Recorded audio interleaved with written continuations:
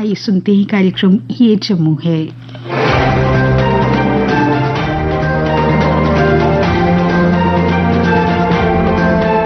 श्रोताओं नमस्कार, कार्यक्रम ये जम्मू है में आप सबका स्वागत है। आज के अंक में शामिल है, आज मनाया जा रहा है डोगरी मान्यता दिवस। कल कन्वेंशन सेंटर जम्मू में हुआ J&K food processing and wellness conclave का आयोजन। कोविड-19 अलर्ट को मद्देनजर रखते हुए जम्मू के अस्पतालों द्वारा किए जा रहे हैं उचित उपाय। और श्रोताओं, inspector general of police Jammu द्वारा की गई पत्रकार वार्ता। पर सबसे पहले अपनी बात।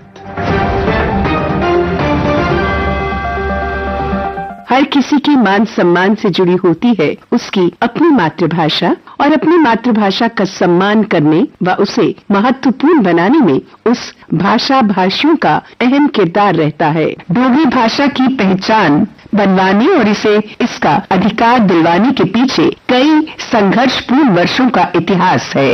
डोगरी भाषा को भारतीय संविधान की 8वीं सूची में स्थान दिलाने के संघर्ष का फल प्राप्त हुआ 22 दिसंबर 2003 ईस्वी को, जिस दिन इसे 8वीं सूची में दर्जा प्राप्त भाषाओं की बराबरी में अंकित किया गया।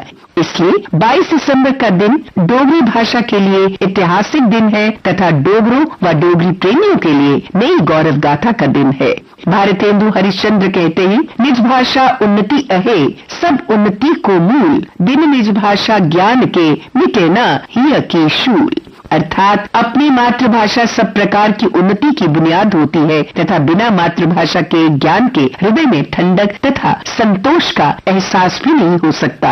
मान लीजिए आप किसी अनजाने शहर में हैं, जहां आपकी मातृभाषा को ना कोई समझने वाला है तथा ना कोई बोलने वाला। ऐसे में यदि आपको कोई ऐसा व्यक्ति मिल जाए जो आपकी भाषा बोलने और समझने वाला हो, तो जरा सोचिए कि आपको कितना आनंद आएगा। अपनी भाषा सभी को मीठी लगती है और प्यारी भी। हमारी मातृभाषा मीठी भाषा है, इस बात का हमें गौरव और गर्व जरूर होना चाहिए। हमें अपनी मातृभाषा के साहित्य का भी ज्ञान होना चाहिए।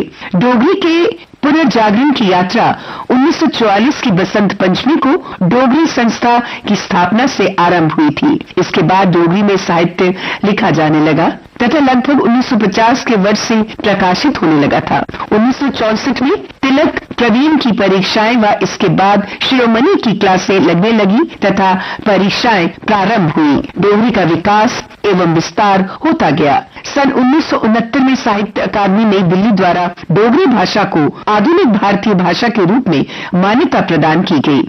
ये एक पहली महत्वपूर्ण उपलब्धि थी डोगरी भाषा के लिए। सन 1983 में जम्मू विश्वविद्यालय द्वारा डोगरी के लिए पीजी विभाग आरंभ किया गया। इस प्रकार डोगरी अपनी मंजिल की ओर तेजी से आगे बढ़ती गई तथा अंततः 2003 के दिसंबर महीने की 22 तारीख का शुभ दिन भी आया जब डोगरी को 8वें शेड्यूल में मान्यता प्राप्त हुई। इस समय हमारी डोगरी भाषा साहित्य की हर विधा से परिपूर्ण है। नया साहित्य भी तेजी से लिखा जा रहा है। कविता, कहानी हो अथवा उपन्यास साहित्य स्तरीय दृष्टि से अन्य भारतीय भाषाओं के मुकाबले किसी भी तरीके से कम नहीं। ऐसा कहना इसलिए जरूरी है कि डोगरी भाषा का साहित्य घर घर में पढ़ा जाए। खासतौर पर नई पीढ़ी के लोग, बच्चे एवं विद्यार्थी डोगरी भाषा बोलें और इसे अपनाएं तो डोगरी का भविष्य अधिक उज्जवल हो सकता है। स्मरण रखने योग्य बात यह है कि मान सम्मान, दर्जाबंदी अथवा साहित्य सृजन सब आवश्यक बातें हो, परंतु सबसे आवश्यक है अपनत्व की भावना। मातृभाषा माँ के दूध से मिलती है, इसलिए इसे उसी प्रकार का सम्मान देना तथा इसे अपनाना उसी तरह जरूरी है ताकि हम गौरव से कह सकें कि डोगरी हमारी मातृभाषा है। श्रोताओं, आज हर्षोल्लास के साथ डोगरी मान्यता दिवस मनाया जा रहा है। इस संदर्भ में आकाशवाणी जम्मू से बात करते हुए डोगरी संस्था जम्मू के प्रधान प्रोफेसर ललित मगोत्रा ने कहा, डोगरी संस्था पासिया सारे जम्मू निवासियों सारे डोगरें सब डोगरी करने प्यार करने वाले सारे लोगों की अपने पासिया ते संस्था पासिया मुबारक देना अज दे शुभ ध्याड़े उपर जिसी अस डोगरी मानता दिन आखने आ, इस दिन डोगरी भारतीय संविधान दे 8वें शेड्यूल च शामिल होई ही और ये गल है 22 दिसंबर 2003 दी। तो काफी देर होई हुन इसी डोगरी गी शेड्यूल च शामिल होए दे। तो अगर ये शामिल होई है ते साड़ा डोगरें दा भी किश इहदे विच फर्ज बनदा है कि असें भी किश करना चाहिदा। पहली गल ए कि कम से कम असें अपने बच्चें कन्नै डोगरी बोलनी चाहिदी, अपने बच्चें कन्नै डोगरी बोलनी चाहिदी। और जिन्हें स्कूलें च प्राइमरी लेवल उपर बच्चें गी डोगरी पढ़ाने दा प्रावधान है, यानी फैसिलिटी है, ऑप्शन है, उत्थे अपने बच्चें गी डोगरी गै पढ़ानी चाहिदी। ये इस वास्ते जरूरी है कि भारतीय सरकार ने ये फैसला किया है कि इस मुल्क दे हर बच्चे की ओदी अपनी मातृ भाषा च प्राइमरी पढ़ाई कराई जा। वो ताइयां होई सकदा है जे उनके माँ बाप जेड़े न वो बच्चें गी इस गल्ला लई एनकरेज करन।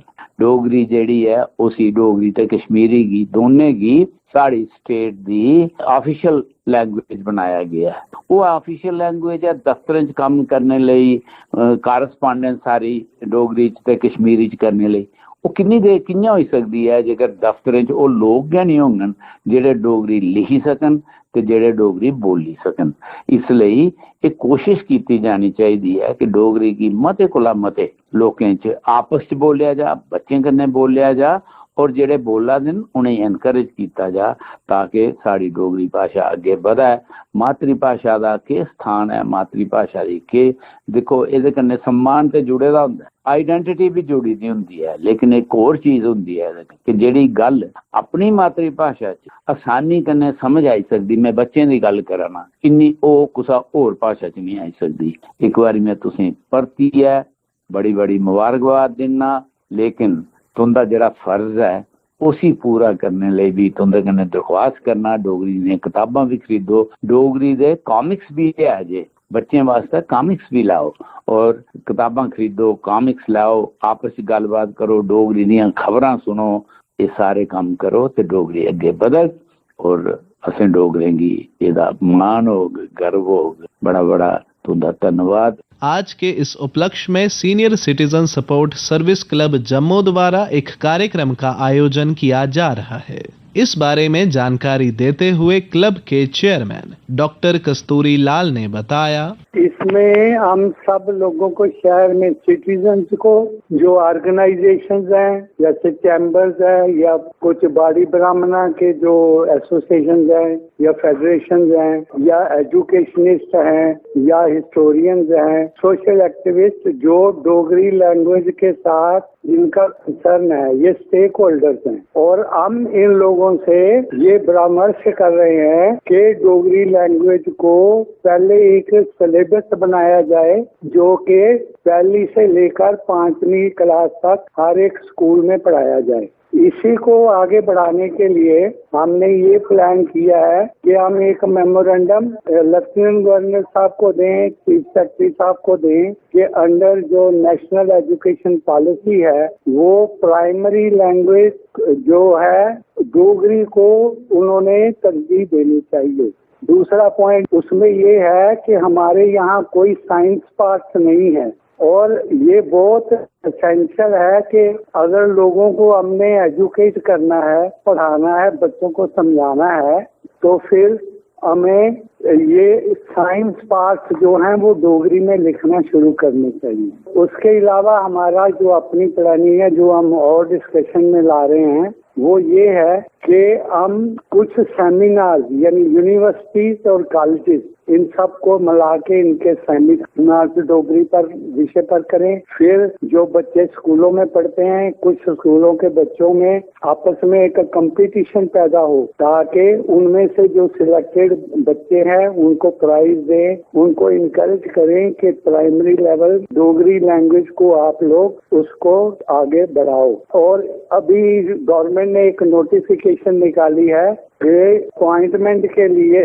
10+2 चाहिए, लेकिन हमने उसमें एक अमेंडमेंट सजेस्ट करी है कि आप उसमें जम्मू प्रोविंस के लिए ये करिए कि 10+2 के साथ साथ elementary knowledge of Dogri education. तो ये जो हमारी सभा है, ये सभी लोग वहाँ मिलके फिर सारे लोग जो स्टेक होल्डर्स हैं वो बैठ के एक मिनिमम प्रोग्राम तैयार करेंगे जो हम आगे फॉलो करें। डोगरी मान्यता दिवस के बारे में अपने विचार साझा करते हुए Jammu and Kashmir academy of art, culture and languages की इंचार्ज डोगरी सेक्शन रीटा खडियाल ने कहा, सारा जम्मू संभाग डोगरी मानता ध्याड़ा मना करदा है। 22 दिसंबर 2003 गी डोगरी भाषा भारती संविधान दी 8वीं अनुसूची च शामिल हुई ही। इहदे पिछे दे जेड़े साढ़े डोगरें दे संघर्ष ने होर दे ने जेड़े प्रयत्न ने प्रयास ने कोशिशां रेदियां ने ओह साड़ी जेड़ी औने वाली पीढ़ी है अज दे युवा वर्ग है उस वास्ते जानना बड़ा जरूरी है। डोगरी साड़ी पंछान है और उसकी ऊंचाइयां तोड़ी लेके जाना है ते असें कियां लेके जाना है। इस अवसर पर भारतीय जनता युवा मोर्चा जम्मू द्वारा डुग्गर दा मान अवार्ड कार्यक्रम आयोजित किया जा रहा है। इस बारे में अधिक जानकारी देते हुए मोर्चा के अध्यक्ष अरुण प्रभात ने बताया, भारतीय जनता युवा मोर्चा इस वर्ष भी डुग्गर दा मान कार्यक्रम का आयोजन कर रहे हैं। डुग्गर दा मान कार्यक्रम के पीछे उद्देश्य यही है कि जो नौजवान इस धरती का मान सम्मान बढ़ाने के लिए विभिन्न क्षेत्रों में काम कर रहे हैं, चाहे वो कला नृत्य का जगत है, चाहे वो खेल का जगत है, चाहे वो स्वावलंबी आत्मनिर्भरता का जगत है और चाहे ही सेवा का जगत है, तो ऐसे सभी क्षेत्रों के अंदर जो नौजवान इस धरती का नाम रोशन करने का काम कर रहे हैं, एक प्रेरणा का स्रोत हैं सभी नौजवानों के लिए। उन सभी का एक कार्यक्रम हम हर वर्ष करते हैं और जिन महानुभावों ने, जिन नायकों ने इस धरती के मान सम्मान को बढ़ाने के लिए कई वर्षों से काम किया है, उन सभी महानायकों का एक इकट्ठा होने का एक केंद्र है। एक कार्यक्रम के माध्यम से हम आपके चैनल के माध्यम से सभी से आग्रह करते हैं कि बड़ी से बड़ी संख्या में आकर के इन सभी नौजवानों का प्रोत्साहन करें। कल Jammu and Kashmir trade promotion organisation द्वारा कन्वेंशन सेंटर जम्मू में J&K food processing and wellness conclave का आयोजन किया गया। इस मौके पर अपने संबोधन में केंद्र शासित प्रदेश जम्मू कश्मीर के उपराज्यपाल मनोज सिन्हा ने कहा, ये जो कॉन्क्लेव है ये जम्मू कश्मीर प्रशासन के कमिटमेंट की टेस्टिमनी है। एक अच्छी शुरुआत है जिसको अपोलो हॉस्पिटल जो देश का एक प्रतिष्ठित अस्पताल है उसके साथ अभी लीज जो फाइनल हुई और दस्तावेज एक दूसरे से हस्तांतरित किया गया। ये हेल्थ केयर सिस्टम खासतौर से प्राइवेट सेक्टर में जम्मू को बूस्ट भी करेगा, एम्प्लॉयमेंट और सेल्फ एम्प्लॉयमेंट के अवसर भी निश्चित रूप से प्रदान करेगा। माननीय प्रधानमंत्री के नेतृत्व में पिछले 4 वर्षों में जम्मू कश्मीर में अनेक बड़े बदलाव हुए। वर्णन जम्मू कश्मीर का मैं करूं जरूरत नहीं है। आप सब जानते हैं कि यहाँ का क्लीन एनवायरनमेंट, पूरी scenery throughout the year, green mountains, serene lakes, ये देश दुनिया को आकर्षित करता रहता है। 2 वर्षों में लगभग 4 करोड़ लोग टूरिस्ट के रूप में जम्मू कश्मीर पिछले 2 वर्षों में आए। ये इस बात की गवाही देता है कि जम्मू कश्मीर के लिए आकर्षण क्या है। G20 की बैठक के सफल आयोजन के बाद फॉरेन टूरिस्ट की संख्या में 350 गुना वृद्धि हुई। देश के दूसरे हिस्से से जो लोग आए उनका मैं स्वागत करता हूँ। उनको एक बात समझ में आती हुई कि देश के बाकी हिस्सों में तो इस तरह के कॉन्क्लेव या इस तरह के इन्वेस्टमेंट पहले आ गए, जम्मू कश्मीर में क्यों देर हो रही। जम्मू कश्मीर में इन्वेस्टमेंट पूरी तरह आवे, ऐसा वातावरण बने और कानूनी रूप से भी जम्मू कश्मीर उसी तरह का हो। ये माहौल अभी 2-3 वर्षों में ही बना है, इसके कारण ये देरी हुई। ये बात मुझे लगता है कि आपको समझ में आ चुकी होगी। 2 बात मैं कह सकता हूँ, इतना इंसेंटिव देश का कोई स्टेट नहीं दे रहा है। हॉस्पिटैलिटी और टूरिस्ट सेक्टर को भी इंडस्ट्री का दर्जा दिया है, तो देश के किसी राज्य में जो इंसेंटिव है उससे ज्यादा इंसेंटिव जम्मू कश्मीर में पहली बात। दूसरी बात मैं ये कहना चाहता हूँ कि अगर बाहर से आप आए, आपके मन में भ्रम है, तो जो अभी देश की संसद में नेशनल क्राइम ब्यूरो की रिपोर्ट प्रस्तुत है उसको भी पढ़िए। तो अपराध की दृष्टि से भी देखेंगे तो जम्मू कश्मीर एकदम सबसे नीचे आएगा। ये अनावश्यक खास लोगों के घर में बैठने के लिए। तीसरी बात कि अमन, चैन और शांति जम्मू कश्मीर में पूर्ण रूप से है, किसी को इन्वेस्ट करने में कोई दिक्कत नहीं है। चौथी बात, बिजली देश में सबसे सस्ती जम्मू कश्मीर में ही मिलती है इंडस्ट्री को। इतनी सस्ती बिजली देश के किसी हिस्से में नहीं, और अदर कई राज्यों में हमसे दुगने रेट पर बिजली लोग ले रहे हैं। और यहाँ दिक्कत है कि सबसे सस्ती देने के बावजूद भी जम्मू कश्मीर प्रशासन आलोचना सुनता है। ये एक दूसरा पक्ष है, उसमें मैं नहीं जाना चाहता। तो मोटे तौर पर ये 4 बातें हमने आपको कही हैं कि जब डूइंग बिजनेस को लेकर के काफी काम हमारे सहयोगियों ने किया है। ढेर सारी कॉम्प्लायंसेस ऑनलाइन कर दी गई है। जो बची है वो मैं आपको भरोसा देता हूँ कि किसी राज्य से कम नहीं रहेगा जम्मू कश्मीर, किसी राज्य से बेहतर होगा। कोविड-19 अलर्ट को मद्देनजर रखते हुए जम्मू के अस्पतालों द्वारा उचित कदम उठाए जा रहे हैं।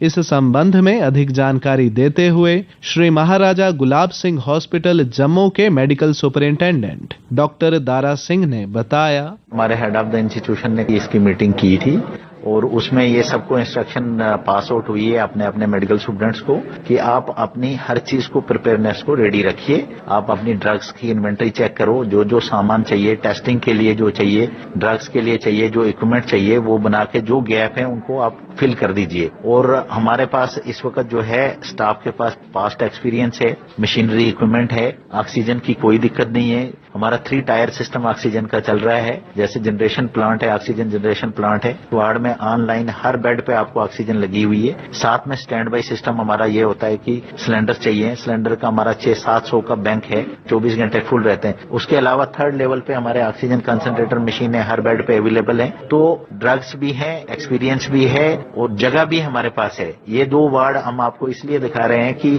ये हमने आइसोलेट करके रखे हैं। हाँ, हमारी पूरी तैयारी है, सिर्फ अभी थोड़ा सा हमारी जो इन्वेंट्री है उसमें थोड़ा सा गैप है, वो हम भर लेंगे आज या कल में, वो पूरा कर लेंगे हम टेस्टिंग के लिए जो चीजें। तो बट अब जो है हमें इंस्ट्रक्शन मिल रही है कि आपको जो चीज चाहिए, जो कम है उसको गैप को पूरा करिए। कि वेरिएंट चेंज होगा तो कोई फर्क नहीं पड़ता है, प्रोसीजर्स प्रिकॉशन सेम रहेंगे। तो आपके माध्यम से पूरी जनता को अपील है कि आपने जो कोविड-1, कोविड-2 में प्रिकॉशन लिए हैं, सोशल डिस्टेंसिंग रखिए और आप अननेसेसरी की गैदरिंग को अवॉइड करिए, हैंड वॉशिंग करिए, प्रॉपर मास्क पहनिए और अगर किसी को कोई सिम्टम डेवलप होता है तो छुपाने की कोई जरूरत नहीं। ऐसी भी तो पहली स्टेज थी जब हमें इस चीज का नॉलेज नहीं था, हर चीजें भी शॉर्टेज थी, लेकिन गवर्नमेंट ने इतना हेल्थ सिस्टम को डेवलप कर दिया है कि मुझे तो नहीं लगता कि ऐसी कोई परेशानी किसी को, जनता को कोई भी घबराने की कोई जरूरत नहीं है। और श्रोताओं, कल इंस्पेक्टर जनरल ऑफ पुलिस आनंद जैन द्वारा एक पत्रकार वार्ता का आयोजन किया गया।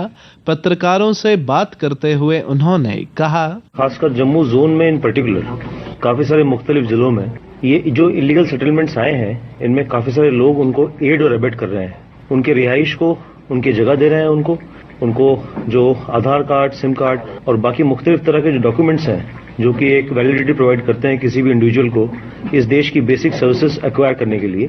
उस संदर्भ में हमने जम्मू जिले में करीब 7 केस FIR रजिस्टर की हैं और 30 से ज्यादा जगह पर हमने सर्च की हैं, जिनमें कि उनके एडर्स और एबेटर्स को हमने पूछताछ के लिए अपनी हिरासत में अभी लिया है।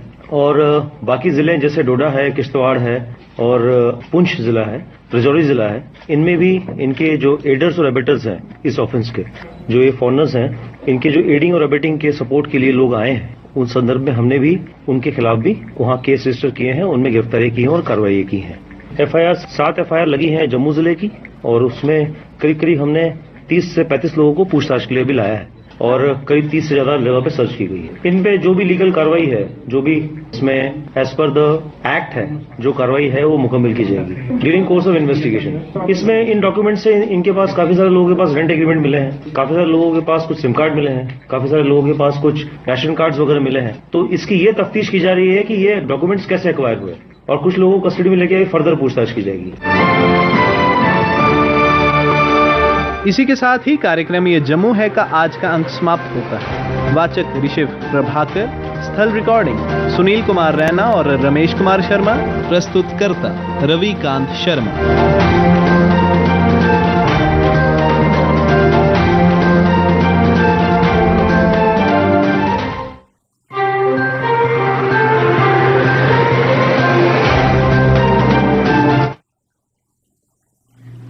आप सुन रहे थे कार्यक्रम ये जम्मू है।